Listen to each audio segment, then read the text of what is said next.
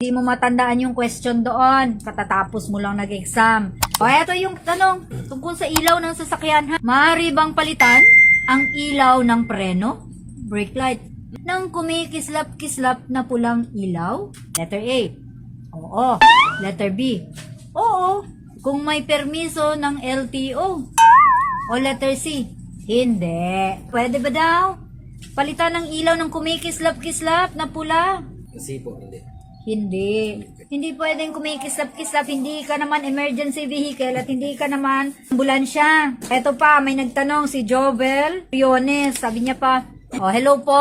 Tanong lang po, ang park, signal, or taillights po ba ay pwedeng palitan ng LED bulb na parehong kulay? Wala po bang huli sa LTO?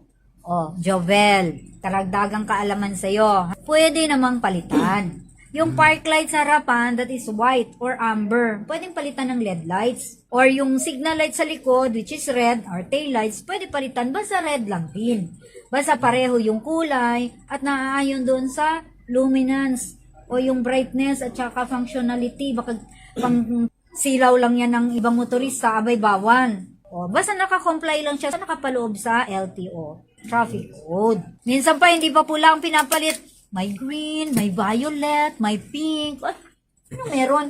Maglalagay ka naman yung sobra-sobra. Kaya yun may nakapost sa LTO page. Binigyan ng show cause order. Kasi yung ilaw niya nandun sa, ito yung pick up.